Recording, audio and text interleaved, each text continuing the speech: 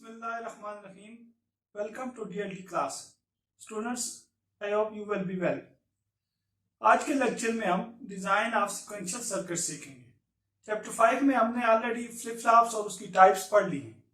State reduction, state table, state diagram, ये चीजें सीख ली हैं। इन कंसेप्ट्स को यूज करते हुए आज हम कंप्लीट 7 स्टेप्स का प्रोसीजर सीखेंगे जो कि डिजाइनिंग ऑफ सिक्वेंशियल सर्किट के लिए यूज होता है। तो आए लेक्चर की तरफ चलते हैं। सिक्वेंशियल सर्किट का डिजाइन प्रोसीजर समझने से पहले अगर मैं एक रिकैप के लिए आपको कॉम्बिनेशनल सर्किट का डिजाइन प्रोसीजर जो हमने चैप्टर 4 में पढ़ा था वो दोबारा अगर उसको गो थ्रू कर लूं तो उसके 4 स्टेप थे। कॉम्बिनेशनल सर्किट का डिजाइन प्रोसीजर पढ़ने के डिजाइन करने के 4 स्टेप थे। कौन कौन से थे वो अगर आप देख सकें तो वो ये वाले स्टेप थे। सबसे पहले जो कॉम्बिनेशनल सर्किट की इनपुट्स होती हैं उनके हिसाब से और नंबर ऑफ जो आउटपुट्स होती हैं उनके हिसाब से हम प्रॉब्लम स्टेटमेंट से इनपुट्स और आउटपुट्स डिफाइन करते हैं और उसके बाद हम ट्रुथ टेबल बनाते हैं। इनपुट्स और आउटपुट्स के रिलेशन से दूसरा स्टेप यह है कि ट्रुथ टेबल बनाते हैं और फिर हम ट्रुथ टेबल से आउटपुट्स को with respect to input minimize करते हैं कि आउटपुट की क्या एक्सप्रेशन आती है और फिर उस एक्सप्रेशन से हम लॉजिकल सर्किट बनाते हैं। तो ये जो 4 स्टेप थे ये थे कॉम्बिनेशनल सर्किट डिजाइन करने के पूरा प्रोसीजर था। तो इसी तरह सिक्वेंशियल सर्किट का क्या प्रोसीजर आएगा, स्टेप्स पे कंसिस्ट करता है। पहला स्टेप क्या है कि जी प्रॉब्लम स्टेटमेंट से जो भी हमारी रिक्वायरमेंट है, प्रॉब्लम है, डिस्क्रिप्शन है, उससे हम एक स्टेट डायग्राम बनाएंगे। प्रॉब्लम स्टेटमेंट को देखते हुए हम स्टेट डायग्राम बनाएंगे। स्टेट फ्लो डायग्राम आप पढ़ चुके हैं वो क्या, तो हम पहले स्टेप में डिजाइन प्रोसीजर में सिक्वेंशियल सर्किट के स्टेट डायग्राम बनाएंगे। नेक्स्ट स्टेप क्या है, states, reduce the number of states if possible. State diagram हमने बना ली, अगर स्टेट्स कोई रिडंडेंट है तो उनको रिड्यूस कर देंगे स्टेट रिडक्शन मेथड से, वो भी हमने पढ़ लिया। तीसरा स्टेप है अब स्टेट्स को बाइनरी वैल्यू असाइन कर दें। स्टेट्स जो अल्फाबेट्स की फॉर्म में उनको बाइनरी वैल्यूज असाइन कर दें ताकि हम आगे आसानी से चल सकें। चौथा स्टेप क्या है जी, वो है बाइनरी वैल्यू से हम बाइनरी कोडेड स्टेट टेबल बना लें और उसके बाद फिर 5वां स्टेप ये है कि जी हम फ्लिप फ्लॉप चूज करें, कौन सा फ्लिप फ्लॉप हमने यूज करना है। जब फ्लिप फ्लॉप चूज कर लिया तो next step sequential circuit design करने का है कि फ्लिप फ्लॉप की इनपुट इक्वेशन डिटरमिन करें और फ्लिप फ्लॉप की आउटपुट इक्वेशन डिटरमिन करें कि क्या सर्किट की आउटपुट इक्वेशन आएगी और इनपुट आएगी। और उसके बाद आखिरी स्टेप यह है कि लॉजिक डायग्राम सर्किट की ड्रा करें। तो जिस तरह कॉम्बिनेशनल सर्किट डिजाइन करने के 4 स्टेप थे, सिक्वेंशियल सर्किट डिजाइन करने के 7 स्टेप्स हैं। अब हम step wise sequential circuit design करके देखेंगे कि कैसे डिजाइन हो। अब फाइंडिंग स्टेट डायग्राम, एक प्रॉब्लम स्टेटमेंट है उससे स्टेट डायग्राम कैसे बनाएंगे। स्टेट क्या होती है, state is used to remember something about the history of input combination applied to the circuit. एक सर्किट को कोई इनपुट मिलती है उसके हिसाब से वो किस स्टेट में जाता है, तो पिछली इनपुट क्या थी तो उसके हिसाब से नेक्स्ट स्टेट में जाएगा। तो पिछली इनपुट की नई इनपुट के साथ कोई रिलेशन होता है, वो इस स्टेट्स जो है वो उसकी हिस्ट्री बयान करती है कि पिछली किस स्टेट में था, आगे किस स्टेट में जा रहा है। तो फॉर एग्जांपल स्टेट ए अगर ये represents the fact that one input has occurred among the past inputs. अगर स्टेट ए ये शो कर रही है कि पिछली दफा 1 इनपुट आई थी और फॉर एग्जांपल बी ये शो कर सकती है कि जी 1 के बाद 0 आया है, तो अब ये बी स्टेट जो है वो पिछली स्टेट के फॉलो कर रही है कि पहले 1 आया है उसके बाद 0 आया है। तो इस तरह हम सारी स्टेट्स ड्रा करके एक स्टेट फ्लो डायग्राम बनाएंगे। अच्छा, स्टेट फ्लो डायग्राम में हम क्या चीज फोकस करते हैं कि एक सर्किट में स्टेट्स क्या होती हैं, to remember meaningful properties of past input sequence that are essential to predict future output values।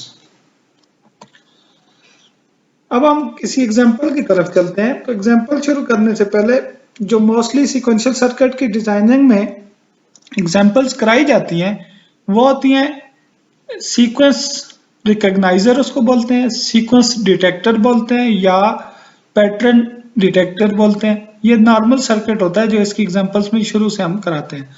तो एक सीक्वेंस रिकॉग्नाइजर क्या होता है? A sequence recognizer is a sequential circuit that produces a distinct output value whenever a prescribed pattern of input symbol occur in a sequence। एक ऐसा circuit हम design करना चाहते हैं कि वो एक इनपुट सीक्वेंस अगर बाइनरी बिट्स का आ रहा है तो उसमें से एक गिवन पैटर्न को रिकॉग्नाइज कर सके, उसको डिटेक्ट कर सके, और जब डिटेक्ट करे तो उसकी आउटपुट पे हमें पता चल जाए कि इसने डिटेक्ट कर लिया है, ये जो रिक्वायर्ड पैटर्न था वो इस इनकमिंग स्ट्रीम में आ गया है। तो हम इस एक प्रोसीजर फॉलो करेंगे कि कैसे हम स्पेसिफिक सीक्वेंस रिकॉग्नाइजर के लिए प्रॉब्लम स्टेटमेंट को स्टेट डायग्राम में कन्वर्ट करते हैं। जो डिजाइन का पहला स्टेप है, कैसे प्रॉब्लम स्टेटमेंट से स्टेट डायग्राम बनाते हैं, इसका पूरा प्रोसीजर अभी हम एक फॉलो करेंगे एज एन एग्जांपल के तौर।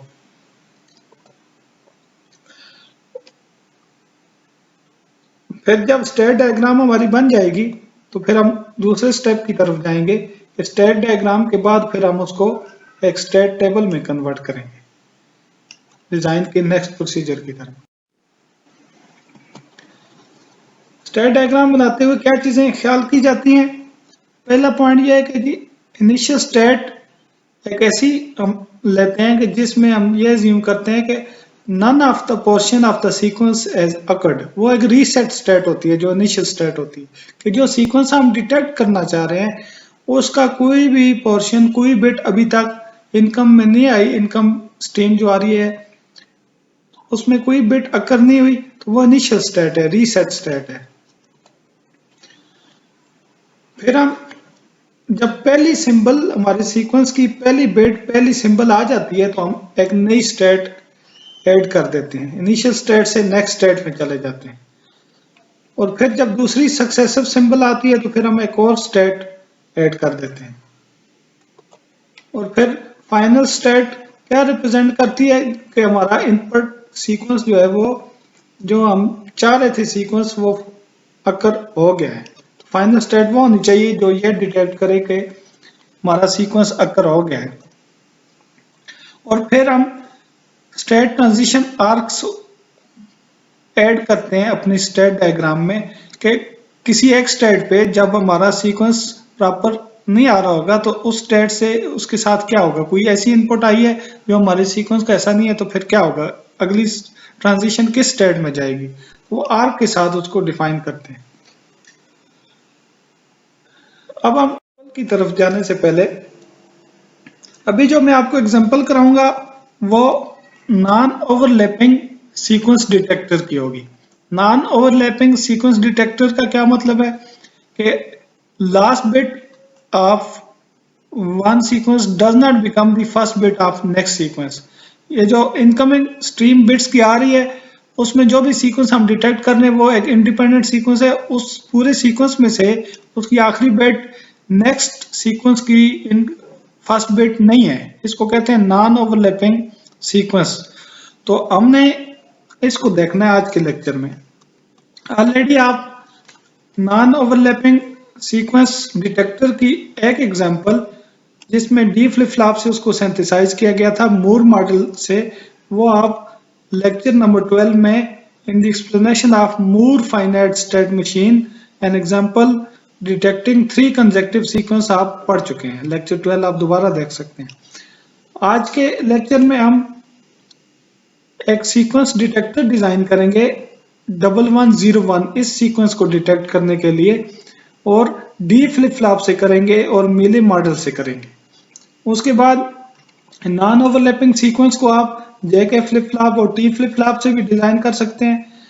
ये सिनारियो और ओवरलैपिंग सीक्वेंस के सारे सिनारियोज डी, जेके और टी फ्लिप फ्लॉप और मीले और मूर मॉडल और जो भी सीक्वेंस डिटेक्टर की एग्जांपल्स होंगी वो आप अगले 2 लेक्चर्स में पढ़ेंगे। तो आज के लेक्चर में हमने एक 1101 सीक्वेंस के लिए, नॉन ओवरलैपिंग सीक्वेंस के लिए मेले मॉडल के साथ एक सीक्वेंशियल सर्किट डिजाइन करना है। अब इस एग्जांपल को स्टार्ट करते हैं कि जी हमने एक स्टेट डायग्राम बनानी है इस सीक्वेंस के लिए। तो स्टेट्स क्या डिफाइन करेंगे? assuming it starts with first symbol, continues through each symbol in the sequence to be recognized. Use output 1 to mean the full sequence has occurred, with output 0 otherwise. क्या हम एक symbol से दूसरी symbol की तरफ जाते जाएंगे, आउटपुट हमारी उस वक्त तक 1 नहीं होगी जब तक सीक्वेंस अकर नहीं हो जाता। तो आउटपुट एक हमने सिग्नल डिफाइन किया आउटपुट का, उसको हमने 0 कहा। जब सीक्वेंस डिटेक्ट हो जाएगा तो आउटपुट को हम 1 कर देंगे। तो फॉर एग्जांपल स्टार्ट करें अगर हम इनिशियल स्टेट में, तो ए इनिशियल स्टेट है, यहाँ पे ए जो है वो इनिशियल स्टेट है, रीसेट स्टेट है। तो सीक्वेंस में जब पहला 1 आया तो हम एक बी स्टेट में चले गए, और अभी हमने आउटपुट जो है वो 0 लिखी है। 0 इसलिए लिखी है कि अभी सीक्वेंस डिटेक्ट नहीं हुआ पूरा, सिर्फ एक 1 आया है, अभी आउटपुट सिग्नल 0 है। तो सिर्फ बी स्टेट में सर्किट ने ट्रांजिशन की है, ए से बी स्टेट में। अब बी स्टेट हमने पहले 1 के लिए यहाँ पे ऐड की है। बी स्टेट ये रिप्रेजेंट कर रही है कि इनपुट पे फर्स्ट 1 आ गया है, आउटपुट अभी 0 है। तो अगर ये सीक्वेंस हम डिटेक्ट करना चाहते हैं तो इसका पहला 1 आ चुका है। अब आगे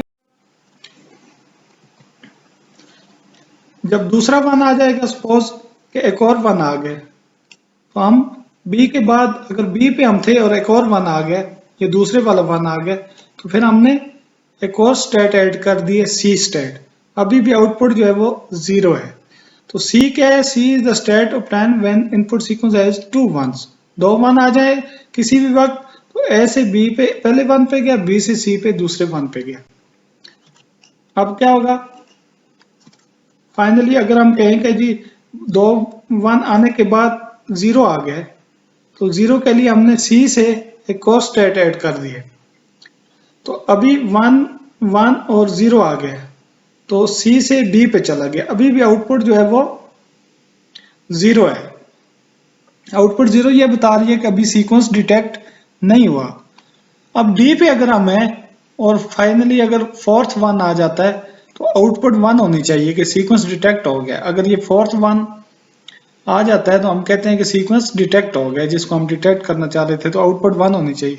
अब इसके बाद किधर जाना चाहिए? ऐसे एक लाइन में तो हम नहीं चल सकते। तो इसको स्टेट डायग्राम को कंप्लीटली फॉलो करने के लिए कि ट्रांजिशन आर्क्स आउटपुट के बाद किधर जानी चाहिए, आउटपुट के बाद ट्रांजिशन आर्क किधर जानी चाहिए, और फिर बाकी ट्रांजिशन आर्क्स के साथ चाहिए।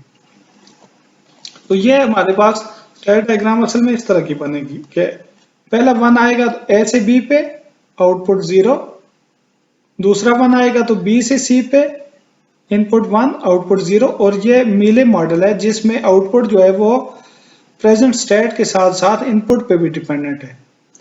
सी से जब 0 आया आउटपुट 0, इनपुट 0 आई तो डी पे चला गया। अब डी से जब 1 आएगा, डी प्रेजेंट स्टेट होगी और नेक्स्ट 1 आएगा, तो इसका मतलब यह हुआ कि सीक्वेंस डिटेक्ट हो गया। सीक्वेंस एक दफा डिटेक्ट हो गया तो आउटपुट 1 कर दिए, तो हम वापस इनिशियल स्टेट में चले गए, ए स्टेट में। ए में इसलिए गए कि एक दफा हमारा सीक्वेंस डिटेक्ट हो गया। अब अगर दोबारा सीक्वेंस डिटेक्ट होना है तो ए से स्टार्ट करें, दोबारा 1 आएगा तो इधर बी पे, बी से फिर 1 आएगा तो सी पे, सी से 0 आएगा तो डी पे, डी से 1 आएगा तो फिर दूसरी दफा भी डिटेक्ट कर लेगा। तो इसलिए हम डी के बाद ए पे दोबारा इनिशियल स्टेट पे चले गए। तो ये 1101 सीक्वेंस डिटेक्टर, और इसमें कोई ओवरलैपिंग नहीं है। अच्छा, अब आगे ये यहाँ तक जो स्टेट डायग्राम है अभी ये कंप्लीट नहीं हुई। यहाँ तक जो स्टेट डायग्राम है वो क्या दिखाती है कि एक ए स्टेट का मतलब है कोई सब सीक्वेंस नहीं आया, बी का मतलब है अकेला 1 आया था, सी का मतलब है 2 1 आए थे, और डी का मतलब है 110 अकर हुआ था। और डी के बाद जब ये डी स्टेट ये रिप्रेजेंट करती है कि 110 अकर हो चुका है, इसके बाद जब 1 आएगा तो वापस ए पे चला जाएगा। जो आउटपुट ये डिटेक्ट करेगी कि सीक्वेंस डिटेक्ट हो चुका है। अब अगर आप देखें कि जो आर्क्स अभी मिसिंग है, फॉर एग्जांपल जो आर्क मिसिंग है उनके साथ क्या होना है। फॉर एग्जांपल यहाँ पे बताएं कौन सी आर्क मिसिंग है कि ए पे 1 आया तो हम बी पे चले गए, तो ए पे ही अगर रहे 0 आ जाए तो किधर जाना है, और बी पे अगर 1 आया तो हम सी पे चले गए, तो बी पे अगर रहे 0 आएगा तो किधर जाएंगे, तो ये आर्क मिसिंग है। अगर बी स्टेट में और इनपुट 0 आ जाती है तो फिर किधर जाएंगे। तो कौन कौन सी आर्क्स मिसिंग है, ये वाली आर्क्स मिसिंग है कि 0 arc from state A, 0 arc from state B, 1 arc from state C के सी पे अगर 1 इनपुट आ जाए तो क्या करेंगे, और 0 arc from state D, D पे अगर 0 आ जाए तो क्या करेंगे। तो ये जब अगर हम ऐड कर दें तो फिर क्या आएगा, ये कंप्लीट स्टेट डायग्राम आ जाएगी इस प्रॉब्लम की, जिसमें हमने 1101 सीक्वेंस को डिटेक्ट करना है, उसकी ये कंप्लीट स्टेट डायग्राम है। ए पे इनिशियल स्टेट है, 0 आएगा तो हम ये आर्क ए के ऊपर ही है, हम ए के अंदर ही रहेंगे। अभी सीक्वेंस की कोई पहली बिट भी नहीं आई तो हमें दूसरी स्टेट में जाने की जरूरत नहीं है, तो इसलिए ए स्टेट पे अगर 0 इनपुट आती है तो हम आर्क जो है वो इसके ऊपर ही है। अच्छा, पहला 1 आया सीक्वेंस का तो बी पे चले गए, लेकिन अगर बी पे है और फिर 0 आ जाता है तो इसका मतलब है अभी 11 नहीं आ रहा, 1 के बाद 0 आ गया तो सीक्वेंस चल नहीं रहा आगे, तो फिर हम वापस इनिशियल स्टेट में चलेंगे। इसलिए बी के बाद इनपुट अगर 0 है तो वापस ए पे चलेंगे। सेम इसी तरह बी पे अगर 1 आएगा तो हम सी पे चले जाएंगे। अब बी की दोनों इनपुट्स कवर हो गई, 0 ए पे, 1 सी पे। अब सी पे 0 आएगा तो 0 सीक्वेंस का पार्ट है तो हम डी पे जा रहे हैं, और सी पे अगर 1 आएगा तो हम सी पे ही रह रहे हैं। सी पे इसलिए रह रहे हैं कि बी पे भी 1 आया हुआ है, तो सी पे अगर दूसरा 1 आ जाता है तो ये 2 1 जो है वो भी हमारे सीक्वेंस का ऐसा है, तो सीक्वेंस यहाँ से भी शुरू हो सकता है कि 2 1 और फिर 0 फिर 1, तो इसलिए सी पे अगर 1 आता है तो हम सी पे ही रह रहे हैं, फिर सी पे 0 आता है तो इधर, और फिर डी पे 1 आता है तो सीक्वेंस डिटेक्ट हो जाता है आउटपुट पे 1, और जब हम डी पे पहुंच जाते हैं 1103 3 बिट्स डिटेक्ट हो जाती हैं, लेकिन अगर 0 आ जाती है इनपुट डी स्टेट पे होते हुए तो फिर हम वापस ए पे जा रहे हैं कि जी अभी जो है वो आउटपुट 0 है, अभी सीक्वेंस डिटेक्ट नहीं हुआ, फिर ए से स्टार्ट करें इनिशियल स्टेट से। तो इस तरह जो है वो ये सारे जो पैटर्न के कॉम्बिनेशन हैं ये स्टेट डायग्राम कवर करती है। तो ये अभी तक जितनी स्लाइड्स थी इसमें हमने प्रॉब्लम से स्टेट डायग्राम कैसे बनानी है वो सीखी है, और ये जैसे मैंने मेंशन किया कि 1 आर्क फ्रॉम स्टेट सी जो इसके ऊपर ही हमने लगाई है वो ये इंप्लाई करती है कि 2 कंसेक्टिव वंस जो है वो अकर हो चुके हैं सी पे।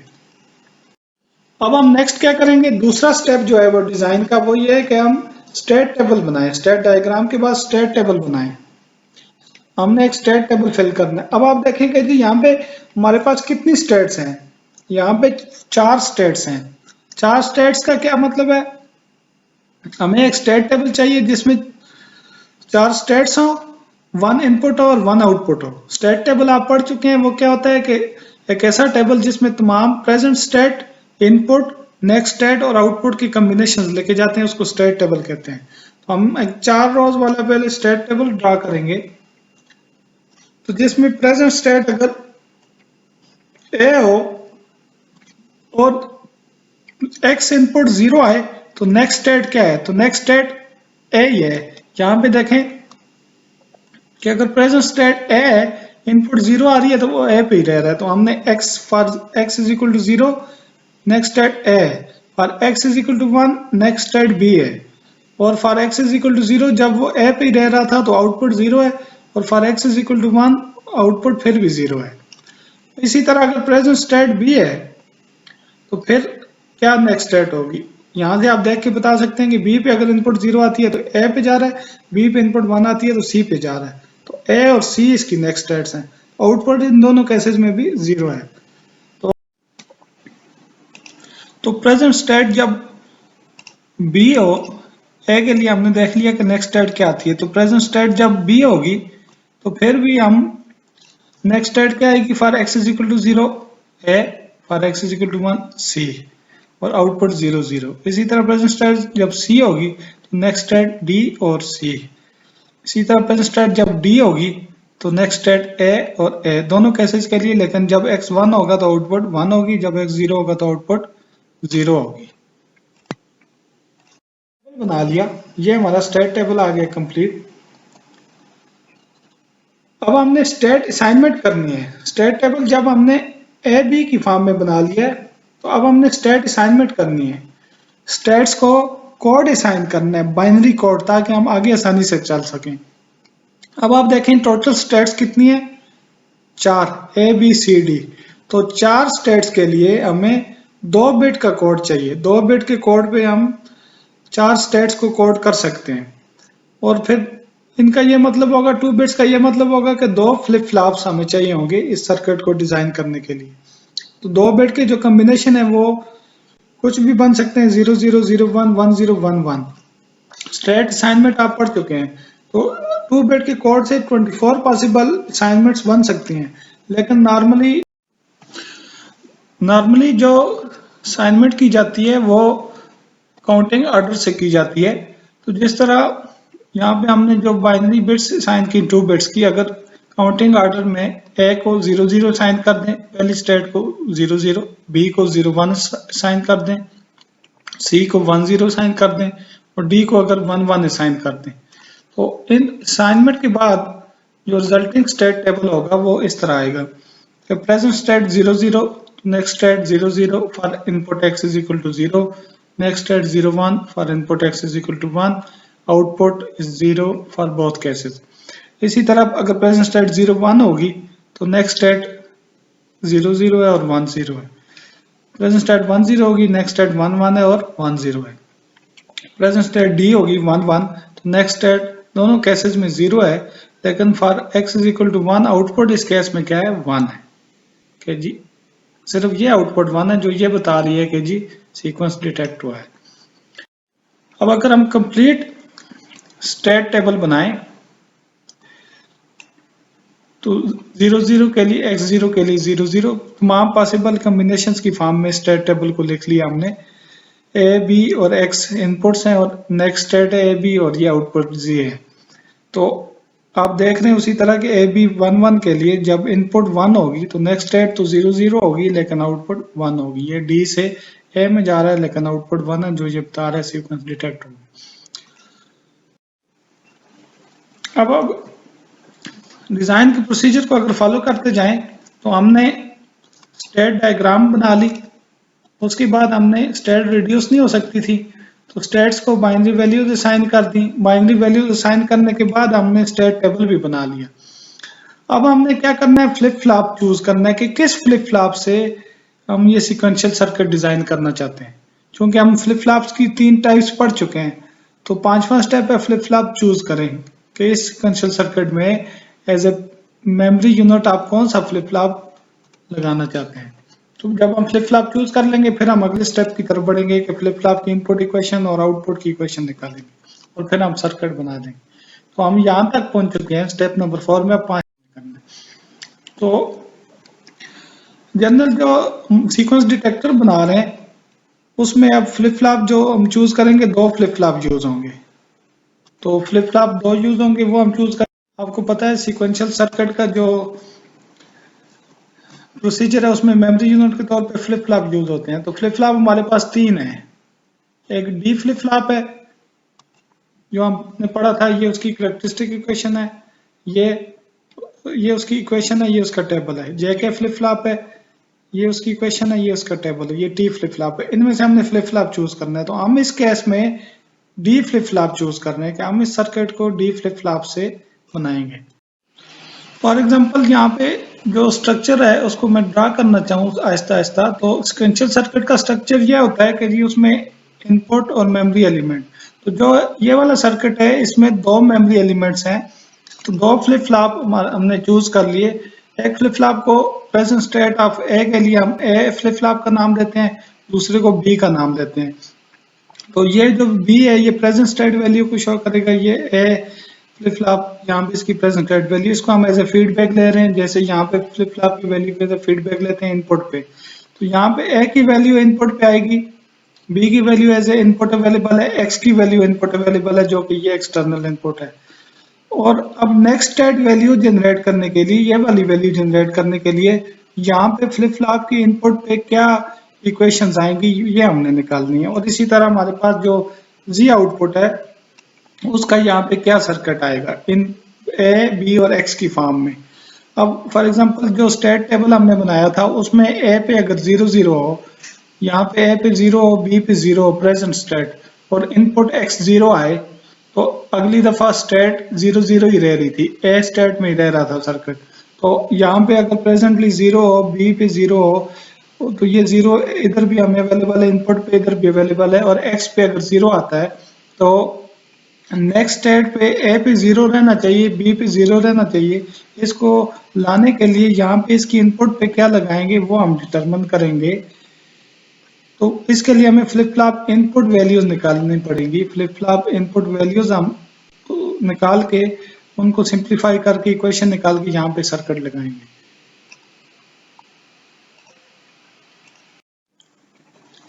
ये यहाँ पे बताया गया कि अगर प्रेजेंट स्टेट 0 है, नेक्स्ट स्टेट 0 है, तो यहाँ पे डी की इनपुट पे क्या होगा, डी ए पे क्या होगा, डी बी पे क्या होगा। प्रेजेंट स्टेट अगर बी की 0 है और नेक्स्ट स्टेट 1 चाहिए for input x is equal to 1, तो यहाँ पे क्या होगा। तो ये वाली फ्लिप फ्लॉप इनपुट वैल्यूज इनको कहते हैं। ये स्टेट टेबल का पार्ट नहीं होती। स्टेट टेबल सिर्फ present state, input, next state और आउटपुट के तमाम कॉम्बिनेशंस को लिखने के नाम को स्टेट टेबल कहते हैं। लेकिन साथ ही अब हमने फ्लिप फ्लॉप इनपुट वैल्यूज निकालनी है। ये इनपुट वैल्यूज ये डिटरमिन करेंगी कि फ्लिप फ्लॉप की इनपुट पे क्या सर्किट लगेगा। जब ये वैल्यूज आ जाएंगी इनको हम सिंप्लीफाई कर लेंगे तो हम सर्किट निकाल लेंगे। अब ये कैसे आएंगी, इसके लिए जो कंसेप्ट यूज होता है उसको कहते हैं एक्साइटेशन टेबल। एक्साइटेशन टेबल क्या है, जैसे हमने फ्लिप फ्लॉप का एक कैरेक्टरिस्टिक टेबल पढ़ा, इसी तरह हर फ्लिप फ्लॉप का एक्साइटेशन टेबल है। Excitation table shows the minimum input that are necessary to generate a particular next state। अब हमारे पास प्रेजेंट स्टेट भी है और नेक्स्ट स्टेट भी है, आउटपुट्स हमारे पास मौजूद हैं। हमने इनपुट देखना है कि इस आउटपुट के लिए क्या इनपुट होनी चाहिए। तो अब हमने देखें ये डी का कैरेक्टरिस्टिक टेबल है। हमें पता है कि डी पे 0 होगा तो अगली दफा आउटपुट पे 0 आएगा। लेकिन अब हमारे पास स्टेट टेबल में ये मौजूद है कि प्रेजेंट स्टेट अगर 0 है तो नेक्स्ट स्टेट 0 हो तो डी पे क्या होना चाहिए। तो हमारे पास स्टेट टेबल में प्रेजेंट स्टेट और नेक्स्ट स्टेट ये चीजें मौजूद हैं। तो अब अगर आप देखें कि डी की इनपुट को आप देखें तो डी 0 पे 0 देता है, तो प्रेजेंट स्टेट अगर 0, अगर नेक्स्ट हमें 0 चाहिए तो डी की इनपुट पे भी 0 होना चाहिए, तो नेक्स्ट पे वो 0 दे देगा। नेक्स्ट अगर हमें 1 चाहिए, प्रेजेंट स्टेट अगर 0 है तो फिर हमें डी पे 1 देना पड़ेगा ताकि वो नेक्स्ट स्टेट में 1 दे, क्योंकि हमें पता है कि डी पे जब 1 होगा तो अगली दफा वो 1 देगा। इसी तरह अगर प्रेजेंट स्टेट 1 है और अगली दफा 0 चाहिए तो डी पे हमें फिर भी 0 लाना पड़ेगा कि डी पे 0 होगा तो डी अगली दफा 0 देगा नेक्स्ट स्टेट में। इसी तरह डी पे प्रेजेंट स्टेट अगर 1 है और अगली दफा 1 चाहिए तो फिर भी डी पे हमें 1 लाना चाहिए। तो एक्साइटेशन टेबल में आप प्रेजेंट स्टेट और नेक्स्ट स्टेट की कॉम्बिनेशन की देख के आप डी इनपुट वैल्यूज डिसाइड कर सकते हैं। इसी तरह जे के फ्लिप फ्लॉप के लिए भी आप कर सकते हैं और टी के लिए भी कर सकते हैं। फॉर एग्जाम्पल प्रेजेंट स्टेट अगर 0 हो और नेक्स्ट स्टेट भी 0 चाहिए हो जे के की केस में, तो आपको क्या जे और के की इनपुट पे क्या वैल्यू देनी होगी। हमारे पास जे के का कैरेक्टरिस्टिक टेबल अब अगर आपको याद हो, अब आप देखें कि नेक्स्ट स्टेट आपको 0 चाहिए तो 0 यहाँ पे दो केसेस में आ सकता है कि अगर हम जे पे 0 दें, के पे 1 दें तो वो रीसेट कर देता है। रीसेट का मतलब है आउटपुट को 0 कर देता है। और अगर जे पे 0 दें, के पे 0 दें तो प्रीवियस स्टेट को चेंज नहीं करता, तो प्रीवियस स्टेट यहाँ पे 0 है तो ये प्रीवियस स्टेट को मेंटेन करेगा। अगली दफा इस केस में भी 0 आ सकता है, जे पे 0 के पे 0, या जे पे 0 के पे 1 फिर भी ये अगली दफा 0 ला सकता है। तो दो कंडीशंस हैं कि जे पे आप देखें 0 है, के पे 0 हो या 1 हो तो ये वाली वैल्यू हमें मिल सकती है। अगर क्यू पे 1 है तो क्यू ऑफ टी प्लस 1 पे अगली दफा क्यू पे 0 है तो अगली दफा यहाँ पे 0 आएगा। इसलिए हमने यहाँ पे जे और डोंट केयर डाला है कि जे दोनों केसेस में सेम है, के कुछ भी हो तो इस कंडीशन के लिए कि अगर प्रीवियस 0 है नेक्स्ट 0 लाने के लिए जे और के डोंट केयर हो तो हम ले सकते हैं ये वैल्यू। इसी तरह प्रीवियस 0 हो नेक्स्ट 1 हो तो 1 और x के साथ आ जाएगा। प्रीवियस 1 हो नेक्स्ट 0 हो तो x और 1 के साथ क्योंकि इन दो कंडीशन से आ सकता है, और प्रीवियस 1 हो तो नेक्स्ट 1 हो तो x और 0 के साथ आ सकता है कि j की इनपुट पे x हो k पे 0 हो तो हम ये वैल्यू ले सकते हैं, अगर प्रीवियसली 1 है तो नेक्स्ट 1। तो इसी तरह t का जो है वो एक्साइटेशन टेबल क्या होगा, t आपको पता है टॉगल फ्लिप फ्लॉप है। अब अगर प्रीवियस वैल्यू 0 है नेक्स्ट 0 है, इसका मतलब है आप प्रीवियस को मेंटेन कर रहे हैं, तो मेंटेन करने के लिए t की इनपुट पे 0 होगा तो वो मेंटेन करेगा। इसी तरह यहाँ पे आप कॉम्प्लीमेंट कर रहे हैं तो कॉम्प्लीमेंट करने के लिए t की इनपुट पे 1 होगा तो वो प्रीवियस वैल्यू को नेक्स्ट वैल्यू पे आउटपुट पे कॉम्प्लीमेंट कर देगा। यहाँ पे भी कॉम्प्लीमेंट हो रहा है तो t 1 होगा और आखिर में फिर वो मेंटेन हो रहा है तो t 0 होगा। ये है एक्साइटेशन टेबल। अब आप एक्साइटेशन टेबल से हमने फ्लिप फ्लॉप की इनपुट वैल्यूज डिसाइड कर ली ये सारी, कि अगर ए पे 0 है प्रेजेंट स्टेट में और नेक्स्ट स्टेट भी ए पे हमें 0 चाहिए तो डी फ्लिप फ्लॉप की ए इनपुट भी हमें 0 देना होगा, तो अगले साइकिल में वो हमें आउटपुट पे 0 देगा, तो यहाँ पे भी 0 आ जाएगा। इसी तरह यहाँ पे नेक्स्ट साइकिल में भी 0 चाहिए तो डी की इनपुट पे 0 देना होगा। तो डी का तो काफी आसान है कि जो भी नेक्स्ट स्टेट होती है वो सारी आप इधर कॉपी कर सकते हैं, कि वो सारी आप इनपुट पे लाएंगे तो वो नेक्स्ट स्टेट पे आएगी। हमें पता है कि डी की कैरेक्टरिस्टिक इक्वेशन ये कहती है कि क्यू ऑफ टी प्लस 1 या F T plus 1 is equal to D. तो जो भी ये वैल्यूज हैं वो हमें सारी इनपुट पे आ जाएंगी, लेकिन जे और के केस में डिफरेंट होगा। फॉर एग्जांपल जे के फ्लिप फ्लॉप हम चूज करते हैं, यहाँ पे जे ए और के ए दो इनपुट्स होती हैं, तो वो हम फिर एक्साइटेशन टेबल से देख के लिखते हैं कि प्रीवियस स्टेट के लिए नेक्स्ट वैल्यू के लिए क्या जे पे क्या होगा के पे क्या होगा। इसी तरह हमने डी बी की वैल्यूज डिसाइड कर ली, वो भी जो भी बी की वैल्यूज है नेक्स्ट स्टेट की वही उसकी इनपुट पे आ जाएंगी सारी, तो ये यहाँ पे हमने लिख ली। तो हमने flip flop input values decide कर ली। अब अगर आप देखें कि इसको मिन टर्म्स की फॉर्म में लिखें तो डी ए की कौन कौन सी मिन टर्म्स हैं, 1, 4 और 5, इन तीन 3, 4 और 5, तो ये उसकी summation of min term equation हमने लिख ली ए ऑफ टी प्लस 1। चूंकि डी ए की ये इक्वेशन है तो यही ए ऑफ टी प्लस 1 की इक्वेशन होगी। तो डी ए की मिन टर्म है 3, 4 और 5। डी बी की मिन टर्म्स कौन सी हैं, 1 और 4, और जो आउटपुट है सॉरी y लिख दिया गया, z भी लिखा हुआ है, जो आउटपुट यहाँ पे उसकी ए की मिन टर्म है। अब अगर हम इनको सिंप्लीफाई करें, अगर आप ये डी ए को सिंप्लीफाई करें 3, 4 और 5, ये 3, 1, 3 वाला 1 आ गया, ये 4 और 5, ये एक पेयर बन गया, तो इसको सिंप्लीफाई करें तो ये एक इक्वेशन आ गई, डी ए की इक्वेशन आ गई, A B bar plus A bar B x. इसी तरह अगर डी बी को सिंप्लीफाई करें तो ये चूंकि 2 1 है इनका कोई पेयर नहीं बनता, तो ये इक्वेशन इसकी आ गई है मिन टर्म की फॉर्म में। और इसी तरह आउटपुट जो है हमारी जी उसकी ए की मिन टर्म है तो उसकी इक्वेशन क्या है ए बी एक्स। जब तीनों 7 वाली है, जब तीनों 1 होंगे प्रेजेंट स्टेट भी और इनपुट एक्स भी, तो आउटपुट 1 होगी उस वक्त। तो ये तीन इक्वेशंस हमने बना ली। अब हमारा काम सिंपल हो गया, अब हमने इन इक्वेशन को इम्प्लीमेंट करना है तो हमारा डिजाइन हो जाएगा। अब आप सर्किट डायग्राम अगर देखें तो ये जो डी ए की इक्वेशन है in terms of present state A B और एक्स, इसको हमने यहाँ पे इम्प्लीमेंट करना है डी फ्लिप फ्लॉप की इनपुट पे। प्रेजेंट स्टेट ऑफ ए भी एज एन इनपुट हमारे पास अवेलेबल है, प्रेजेंट स्टेट ऑफ बी भी एज एन इनपुट अवेलेबल है, एक्स इनपुट भी अवेलेबल है। तो अगर हम ये ए बी बार, ये ए यहाँ से ले लिया, ये बी बार यहाँ से हम ले सकते हैं, ये मैंने लिख लिया यहाँ पे, तो इनको एंड कर दें, ये एक्स और ये बी ये जो दूसरे एंड हो रहे हैं और ए बार यहाँ पे, तो ये 3 इनपुट वाला एंड यहाँ पे लगाएंगे, ए बार शायद मिस हो गया, तो फिर इन दोनों को आर करेंगे तो ये इक्वेशन जो है ये डी ए पे लगा लेंगे हम।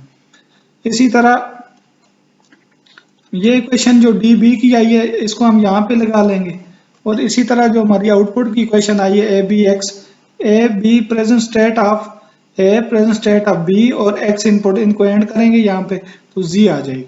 तो ये हमारा सर्किट कंप्लीट हो गया। अब हमने फ्लिप फ्लॉप इनपुट इक्वेशंस को फ्लिप फ्लॉप की इनपुट पे लगा लिया और 2 फ्लिप फ्लॉप यूज कर लिया हमने, दो फ्लिप फ्लॉप ये बताते हैं कि ये 2 बिट्स को स्टोर करेंगे एज ए प्रेजेंट स्टेट और नेक्स्ट स्टेट यहाँ से इस इनपुट के हिसाब से जनरेट होगी। अब ये एक्स है, ये जी आउटपुट है और ये मेमोरी एलिमेंट्स हैं, तो ये कंप्लीट सीक्वेंशियल सर्किट डिजाइन हो गया जो हमारे सीक्वेंस को डिटेक्ट कर रहा है। जब ये जी आउटपुट 1 होगी तो हमें ये पता चल जाएगा सीक्वेंस डिटेक्ट हो गया। तो ये कंप्लीट सर्किट है। तो इसके 7 स्टेप्स हैं जैसे हमने देखे थे शुरू में। सबसे पहले अगर हम रिवाइज करें तो स्टेट डायग्राम बनाएं, उसके बाद स्टेट्स को रिड्यूस करें, उसके बाद स्टेट्स को बाइनरी वैल्यूज असाइन करें, फिर बाइनरी कोडेड स्टेट टेबल बनाएं बाइनरी वैल्यूज के साथ, फिर फ्लिप फ्लॉप चूज करें और एक्साइटेशन टेबल से फ्लिप फ्लॉप की इनपुट इक्वेशंस वैल्यूज निकालें पहले, फिर उनको सिंप्लीफाई करें, फ्लिप फ्लॉप की इनपुट इक्वेशंस निकालें, आउटपुट की इक्वेशन सिंप्लीफाइड फॉर्म में निकालें थ्रू कैब मैप और फिर लॉजिक डायग्राम बना दें। तो इस तरह हमारा ये लेक्चर एंड हो जाता है। उम्मीद है आज का लेक्चर आपको पसंद आया होगा। अगर आपके कोई क्वेश्चन या क्यूरीज हुई तो अपकमिंग ऑनलाइन सेशन में जरूर डिस्कस करें। Thank you.